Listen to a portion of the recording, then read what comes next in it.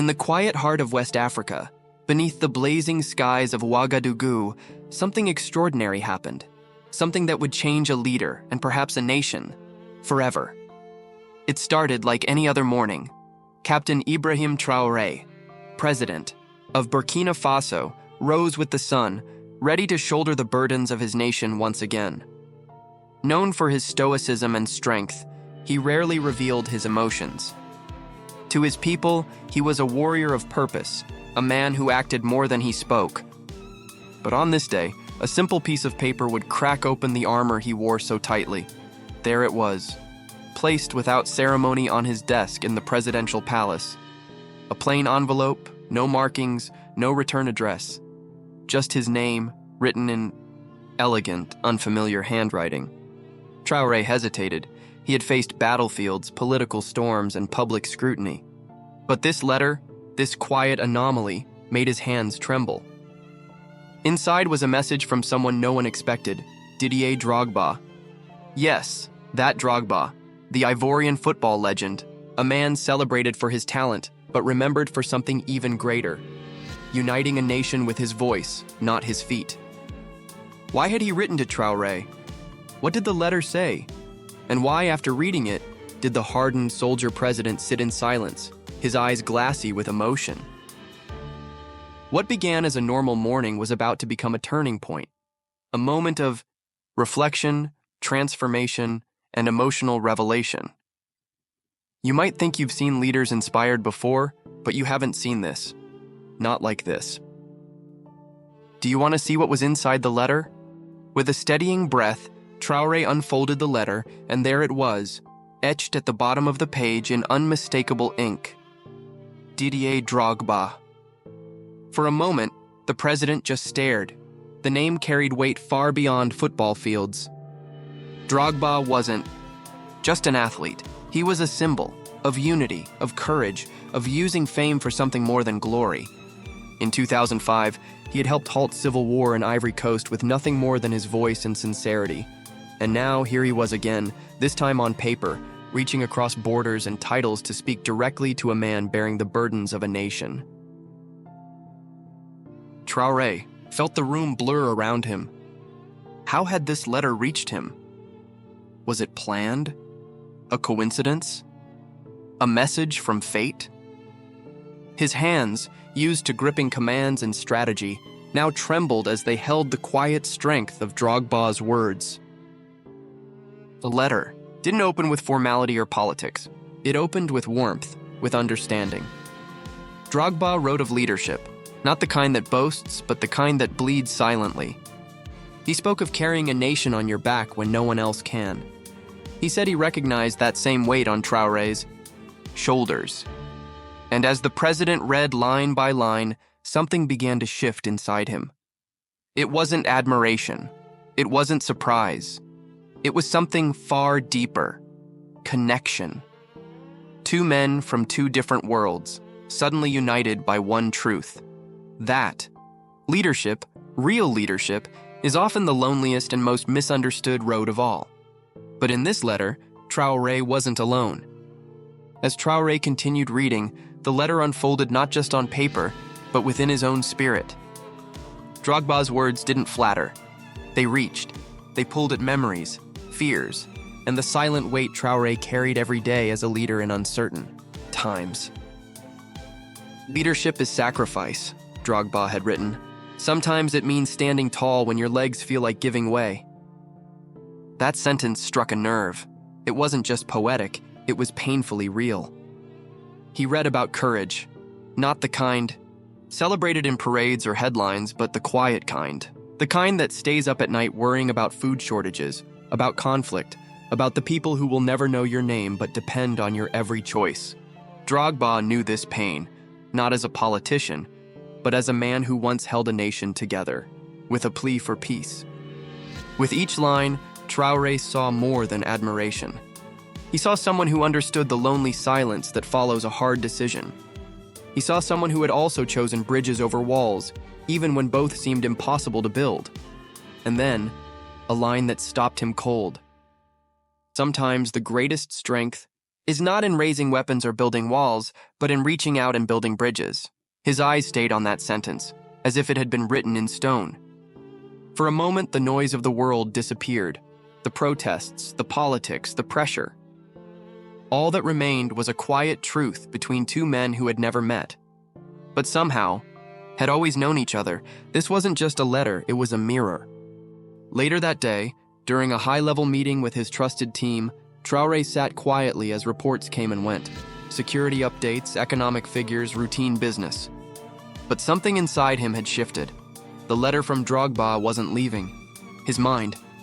Finally, he interrupted the flow of discussion. "I received something surprising today," he said calmly. Heads turned. The room stilled.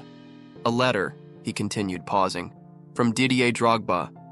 The surprise was immediate. Raised eyebrows, soft gasps, eyes wide with curiosity. Everyone in the room knew Drogba. They knew his legend, not just as a footballer, but as a peacemaker, a figure of hope. For someone like him to reach out to the president of Burkina Faso, this was not ordinary. Traoré didn't share the whole letter. The deepest parts he kept for himself. But he read aloud a few lines, ones about strength through unity, about the invisible burdens leaders bear. His voice stayed steady, but something in his tone had changed, softer, more open. As he spoke, something passed through the room, an energy, a realization. This wasn't just about a famous athlete writing a fan letter. This was a cross-border gesture of empathy, a recognition of the cost of responsibility, and a reminder that even leaders need to feel seen. When the meeting ended, there was no applause, no fanfare, just silence, the kind that speaks volumes. Each advisor left the room with a new image of their president, not just a commander-in-chief, but a man touched by something real, something human. That evening, the palace halls were quieter than usual. The weight of the letter still pressed on Traoré's heart, not as a burden, but as a question, one that wouldn't let him go. He found himself walking toward a familiar door. Behind it sat his younger sister Rosa, a social worker devoted to helping women and families in the toughest corners of Burkina Faso. To the world, she was simply Madame Rosa. To Traoré, she was one of the few people who saw the man, not just the title. As soon as he stepped in, she noticed it. "You look like your thoughts are heavy," she said gently. He nodded, then reached into his pocket and handed her the letter. No explanation, just trust. Rosa sat silently as she read, her eyes scanning each word with growing intensity. And then, tears. "This is powerful," she whispered, her voice cracking. "These aren't just words, they're a call, a challenge." She looked up at her brother, the man who had led soldiers into battle, who had faced threats few would understand, and saw vulnerability, real vulnerability. And she didn't let it pass unnoticed. "You've been given a gift, Ibra," she said. "Not everyone gets something like this. Don't waste it.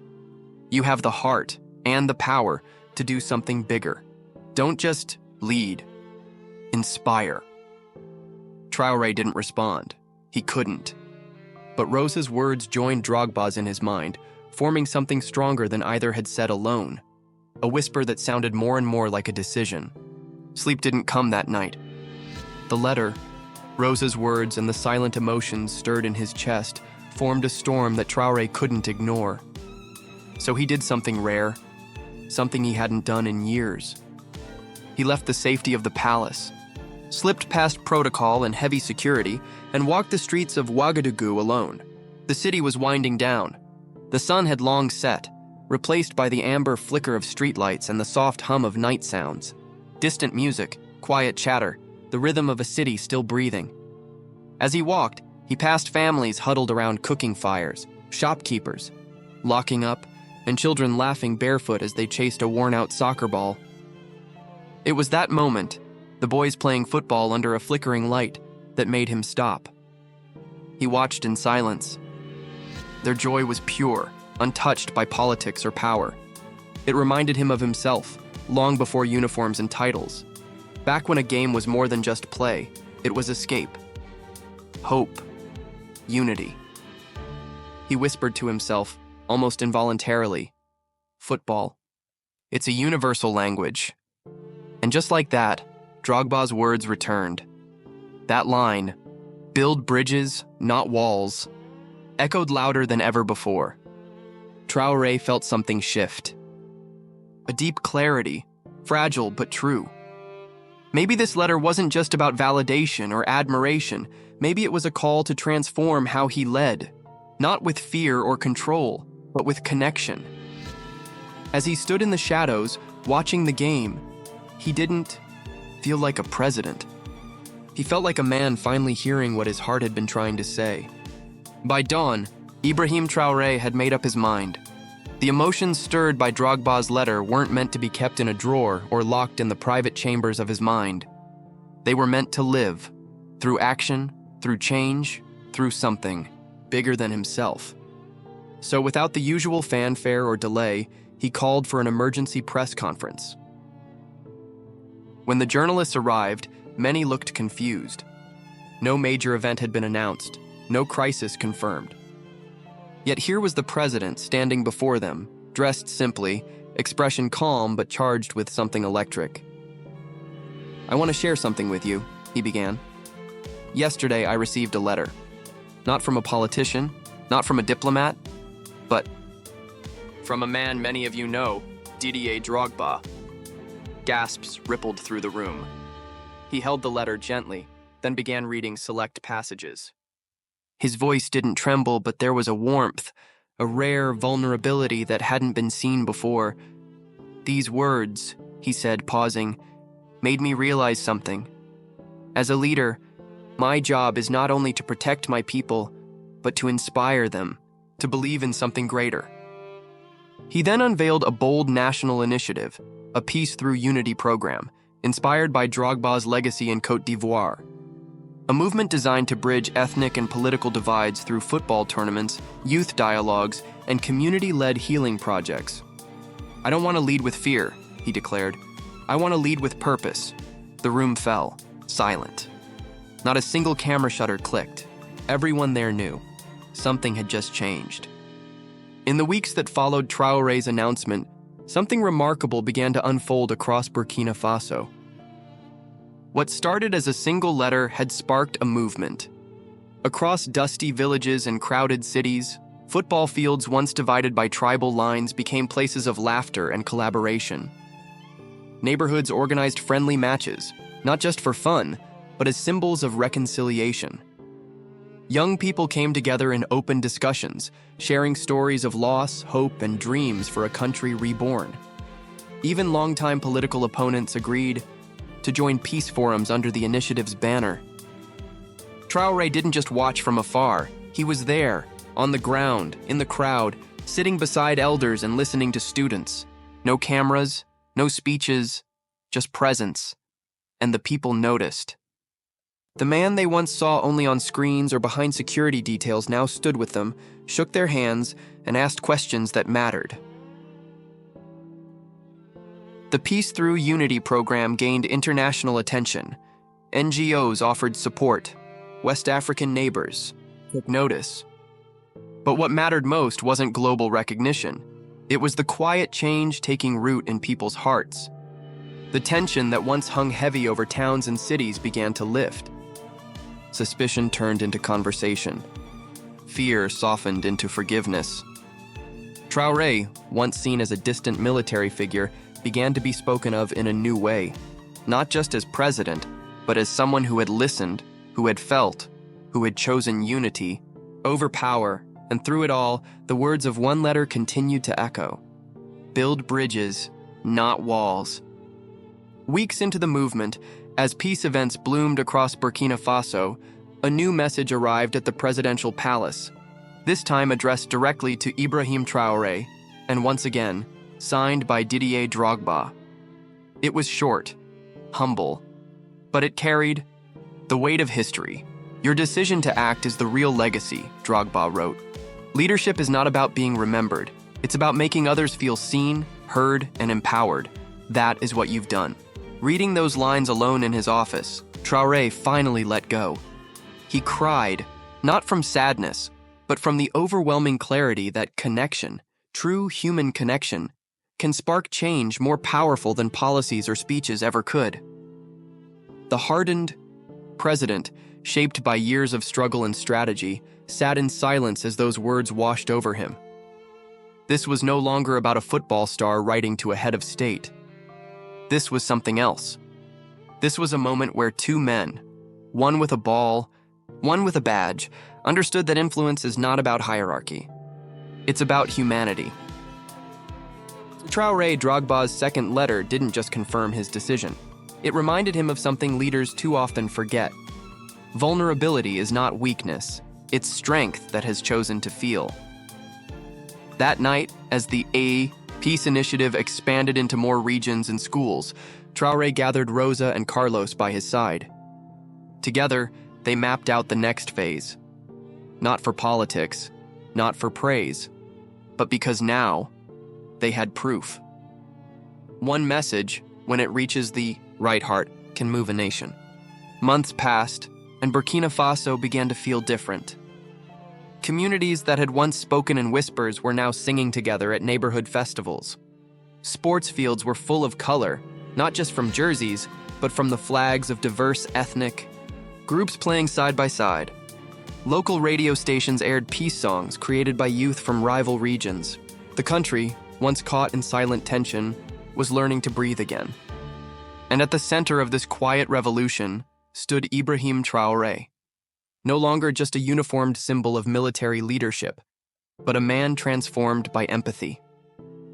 People began calling him the bridge builder. Not for his military strategies, but for the way he had turned pain into purpose. He didn't claim credit. In every interview, when asked what changed him, he gave the same answer. A letter.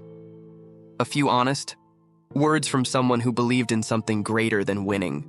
Even international media began referring to the transformation as the Drogba effect in Burkina Faso. But those closest to Traoré knew it was more than a footballer's letter. It was how he allowed those words to shape him, to humble him, to push him to choose connection over control. One day, Rosa said softly, "You seem lighter, like you finally found the reason behind your strength." Traoré smiled and replied, "I realized leadership isn't about being followed. It's about making others believe they can lead too." In that moment, it was clear. His greatest achievement wasn't political. It was personal. And it was lasting. Sometimes, the most powerful moments in history don't happen on battlefields or stages. They begin with something as simple as a letter. One man wrote with honesty, another read with an open heart, and a nation began to heal. Ibrahy Trari was already a leader. But after that letter, he became something more. A mirror for his people. A bridge where walls once stood.